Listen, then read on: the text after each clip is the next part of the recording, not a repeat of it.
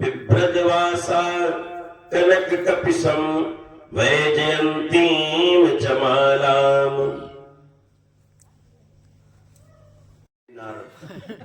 जिनका काम है यहाँ की वहाँ, वहाँ की यहाँ। तो गाइस श्रीमद् भागवत लास्ट तक सुनना गाइस, आनंद आ जाएगा और कुछ आपको सीख भी मिलेगा, इसी से सीख भी मिलेगा भागवत से। तो वीडियो पसंद लाइक कमेंट सब्सक्राइब करें, बेल आइकन घंटी प्रेस करें और जिससे आने वाले वीडियो सबसे पहले आपके पास आए। तो गाइस आज भी मिलेंगे 8 बजे लाइव में, आप लोग लाइव में जरूर जुड़ना क्योंकि बहुत सुंदर होगा। ओके बाय, आगे बढ़ते हैं और इसको नहीं करना तो देखते रहना आपको। पत्नी से कुछ न कुछ तो छुपाता अवश्य। बोले तुमने भी छुपाया, बताओ। बोले क्या देवी? बोले ये जो तुम मुंडों की माला पहनते हो किसके मुंड है? बाबा ने कहा देवी और किसी के नहीं, तुम आई है। हम तुमसे इतना प्रेम करते हैं कि जब तुम मर जाती हो तो तुम्हारा मुंड काट करके अपनी माला में पिरो लेते, उसे देखा कर। तो कहा ये कोई प्रेम हुआ? सच्चा प्रेम तो वो है कि साथ जिए साथ मरे, और हम मर जाते हैं तुम नहीं मरते हो, तो ये कोई प्रेम है? बोले देवी हम अमर हैं। तो कहा हमें भी अमर करो। कहा इसके लिए तुम्हें अमर कथा सुननी पड़ेगी। बाबा ने कहा अच्छा तो सुनाओ। अब कैलाश के उत्तुंग श्रृंग पर ले गए, सब कुछ छोड़ दिया और कहा ये अमर कथा कोई सुनने न पावे। बाबा ने डमरू निनाद किया तो जितने मनुष्य थे भाग गए, दूसरी बार बजाया तो पशु पक्षी भाग गए, लेकिन एक पक्षी, वही सुख पक्षी जो अंडे से निकल चुका था लेकिन उड़ने की सामर्थ्य नहीं थी, वो रुका रहा। अब बाबा ने अमर कथा शुरू कर दी और वो अमर कथा क्या है? यही भागवत कथा है। इसी भागवत कथा का नाम अमर कथा है। सुनाने लगे। अच्छा कथा का एक नियम होता है, कथा कितनी भी अच्छी हो, कथा में जब तक कोई सर हिलाने वाला न हो, उकी भरने वाला न हो, द्विवेदी जी, और ताली बजाने वाला न हो, तब तक कथा में आनंद नहीं आता। तो पार्वती जी हुकी भर रही हैं, ओम ओम कहती जा रही हैं, कभी कहती जय हो, कभी कहती ओम, और बाबा कथा सुना रहे। अच्छा कथा का एक नियम होता है। यहाँ तो बहुत लोग सचेत बैठे, रात की कथा है फिर भी सब लोग जागृत बैठे हैं, और कहीं कहीं तो दिन में होती है 2 बजे, और फिर भी कहो इतना खा के आ जाए कि सोने लगे। ज्यादा खा के आए, टेक लिया, सो गए। सत्संग में निद्रा भी आती है ना, तो पार्वती जी को नींद आ गई। अब उधर वो सुख का बच्चा भी कथा सुन रहा, उसने सोचा कि अगर पार्वती जी सो गई हैं, ये ओम कहना बंद कर दिया तो आप लास्ट तक वॉच करना, आनंद आ जाएगा। कथा का रस होता है, अगर प्रवाह टूट गया तो कथा का आनंद नष्ट हो जाता है। तो उसने क्या किया कि ओम ओम कहने लगा, हुकी भरने लगा। अच्छा विशेषता ये थी, अगर वो अपनी आवाज में हुकी भरता तो बाबा जान जाते, लेकिन वो दिव्य सुख था, वह दिव्य सुख था। उसने पार्वती जी के ही स्वर में हुकी भरा और उनका बाबा समझ नहीं पाए, लेकिन जब बाबा ने जयकार लगाई तो देखा कि पार्वती जी सो रही, लेकिन ये ओम कौन कह रहा है? बस बाबा ने उठाया तो सूल दौड़ पड़े। अब उसमें उड़ने की सामर्थ्य आ गई। बाबा जी दौड़ पड़े, आगे क्या होता लास्ट के आश्रम में गए, पत्नी को अंगड़ाई आई, उनके मुंह में चला गया, मुंह से पेट में चला गया, और बाबा पहुंच गए। बोले व्यास जी आपके आश्रम में हमारा शत्रु है, निकालो, हम उसे मारेंगे। बोले अपराध क्या किया है? बोले अमर कथा सुनी है। व्यास जी बोले बाबा जब उसने अमर कथा सुन ली तो अब आप क्या मारोगे? अब तो अमर हो चुका। बोले बाहर निकालो। अब सुखदेव जी ने 1 वर्ष, बाबा ने 1 वर्ष की समाधि लगा ली। हम बैठे हैं कब तक नहीं निकलेगा। सुखदेव जी ने वही 12 वर्ष की समाधि लगा ली गर्भ के अंदर। शंकर जी तो चले गए। व्यास जी ने कहा सुखदेव जी आप बाहर निकले। सुखदेव जी ने कहा मैं यही आनंद में हूं। व्यास जी ने कहा मल मूत्र के गड्ढे में पड़े हो और कह रहे हो कि हम आनंद में हैं। सुखदेव जी ने गर्व से उत्तर दिया, कहा जो बाहर माया का नरक है उस नरक से ये नरक अच्छा। व्यास जी ने कहा बाहर निकले, भगवान की माया का प्रभाव नहीं पड़ेगा। सुखदेव जी ने कहा अगर स्वयं भगवान कहे तब मानूंगा। तो स्वयं कृष्ण ने कहा सुखदेव जी आपके ऊपर मेरी माया का प्रभाव नहीं पड़ेगा। तब सुखदेव प्रकट हुए। बोलिए सुखदेव जी महाराज की। आज नारायण स्वयं अपना नारा संभालते हुए सुखदेव जी चल पड़े। व्यास जी उनके पीछे लगे हैं, पुत्र आ जाओ, पुत्र आ जाओ। सुखदेव जी ने मुड़ करके पूछा, कहा पिताजी एक प्रश्न कर रहे हैं। क्या? बोले जैसे कोई कीड़ा गंदी नाली में पड़ा और किसी की कृपा हो जाए कि उसे बाहर निकाल दे, तो क्या पुनः उसको उसी नाली में आना चाहिए? बोले नहीं। बोले अभी तक तो हम मलमूत्र के गड्ढे में गर्भ में पड़े, अब कृपा हो गई बाहर जा रहे हैं और फिर आप बुला रहे हो, फिर हम माया में फंसेंगे, फिर कर्म करेंगे, फिर हमको मरना पड़ेगा, फिर जन्म लेना पड़ेगा और जन्मत मरत दूसरे दुख हुई, इसलिए मैं आना नहीं चाहता। सुखदेव जी चल पड़े। व्यास जी देखो पुत्र मोह, कितना भी बड़ा ज्ञानी हो लेकिन पुत्र मोह सबको सताता है। सुखदेव जी ने सोचा कि ये पिताजी ऐसे मानेंगे नहीं, हम समाधि लगा के बैठ जाए, झंझट समाप्त हो जाए। सुखदेव जी समाधि लगा के बैठ गए। व्यास जी ने अपने शिष्यों से कहा कि जाओ सुखदेव जी जहां समाधि लगाए बैठ भागवत के श्लोक सुनाओ। तो व्यास जी के शिष्यों ने भागवत का एक श्लोक सुनाया। 10वें स्कंद सुनने में कथा हुआ भाई। बरहा पीडम नटवर बपु कर्णयो कर्णिकारम बिभ्रदवासा कनक कपिसम वैजयंतीम चमालाम।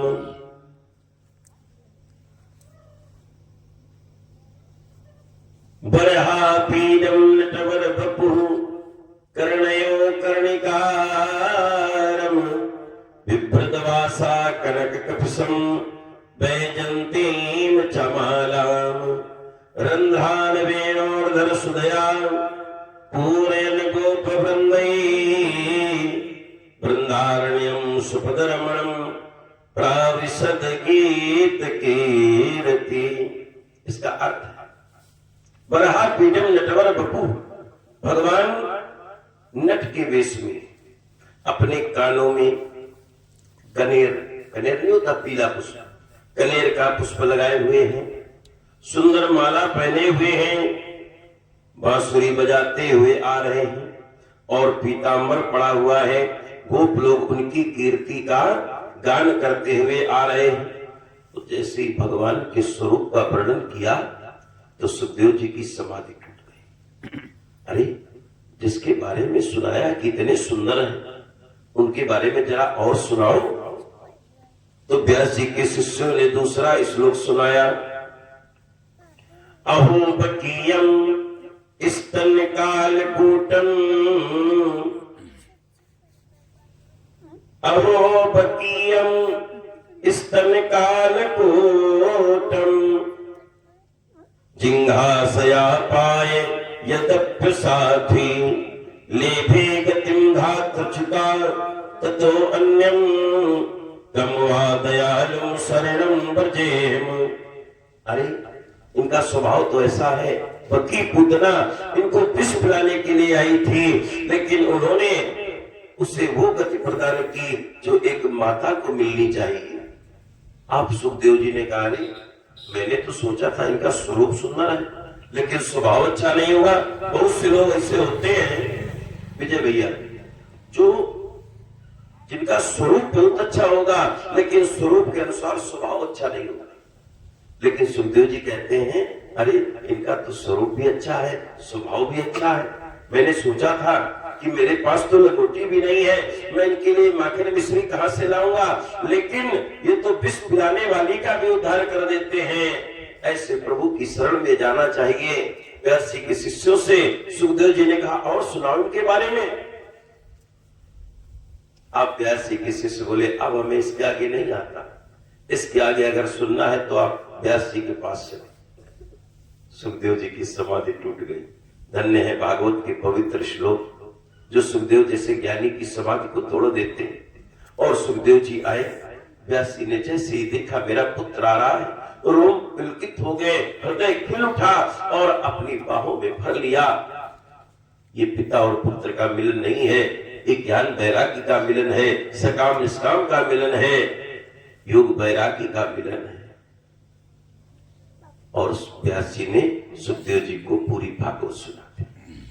कहा बेटा भागवत में उसी का अधिकार है जो वेदांत जानता है, और जो वेदांत नहीं जानता है उसे भागवत पर अधिकार नहीं है। तुम वेदांत और सीखो। बोले कहा? तो बोले राजा जनक के पास जाओ। योगी राज जनक के पास सुखदेव जी वेदांत सीखने के लिए गए। एक सेवक को आदेश दिया, कहा सेवक योगी राज जनक से कह दो सुखदेव वेदांत सीखने आए।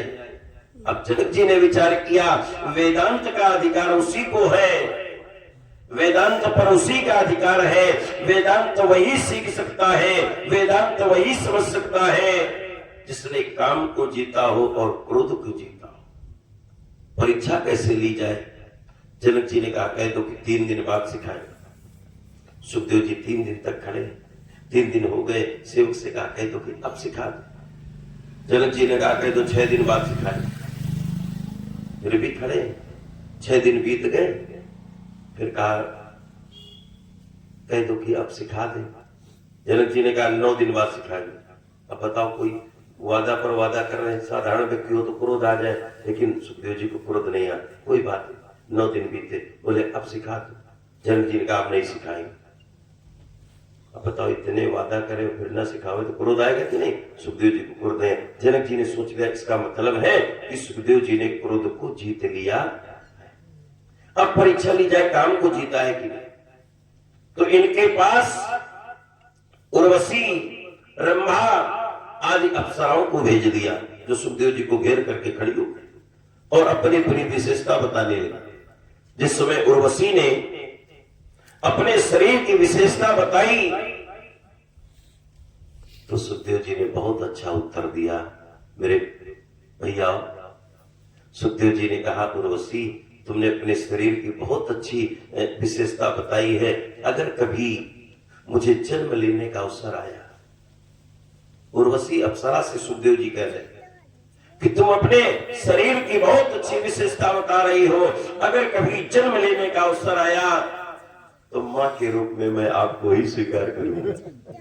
धन्य है सुखदेव जी जो उर्वशी जैसी अप्सरा को मां के रूप में स्वीकार करते हैं। ऐसे परम ज्ञानी वीतराग सुखदेव जी महाराज। एक छोटी सी कथा इनकी और। सुखदेव जी नग्न अवस्था में दिगंबर वेश में जा रहे थे। पीछे पीछे व्यास जी वस्त्र पहने हुए जा रहे थे। एक सरोवर में स्त्रियां स्नान कर रही थीं। जिस समय सुखदेव जी को देखा तो अपने शरीर को नहीं ढका, वस्त्र नहीं पहने, लेकिन जब व्यास जी को देखा तो अपने शरीर को ढक लिया। व्यास जी ने कहा अरे अभी सुखदेव जी नग्न अवस्था में निकले हैं, दिगंबर वेश में निकले हैं, तब आप लोगों ने अपने शरीर को नहीं ढका। मैं तो बोल वस्त्र पहने फिर अपने शरीर को क्यों ढक रही हो? उन युवतियों ने, उन स्त्रियों ने बहुत अच्छा उत्तर दिया। बोले जो सुखदेव जी है ना, इनमें स्त्री पुरुष का भेद ही नहीं। ये नहीं मानते कि ये स्त्री है कि पुरुष, ये तो एक मांस का पिंड मानते। ऐसे सुखदेव जी थे कि उनके अंदर यही भाव नहीं था कि स्त्री है कि पुरुष, चलता फिरता मांस का पिंड मानते थे। ऐसे वीतरागी परम ज्ञानी सुखदेव जी की महिमा का वर्णन कहां तक करें, बहुत बड़ी इनकी कथा है। आइए सुखदेव जी को प्रणाम करते हैं। ऐसे सुखदेव जी महाराज परीक्षित के बनाए हुए आसन पर बैठ जाते हैं। प्रेम से बोलिए सुखदेव जी महाराज की। अब परीक्षित जी ने प्रश्न किया सुखदेव जी से, उनकी पूजा की और प्रश्न किया। अतः पच्छाम संसिद्धिम योगी नाम परमं गुरुम पुरुषस्य यत्कार्यम म्रियमाणस्य सर्वथा। मैं आपसे साधन के संबंध में प्रश्न कर रहा हूँ। जो पुरुष सर्वथा मरणासन है उसे क्या करना चाहिए, किसका श्रवण करे, किसका जप करे, किसका स्मरण करे, किसका त्याग करे। भगवत स्वरूप मुनिवर आपका दर्शन अत्यंत दुर्लभ है, क्योंकि जितनी देर तक एक गाय धुई जाती है उतनी देर भी आप गृहस्थों के घर में नहीं टिकते। सुखदेव जी का नियम था, किसी भी गृहस्थ के घर में कितनी देर रुकते थे, वो दोहने काले। एक गाय धोने में कितना समय लगता है,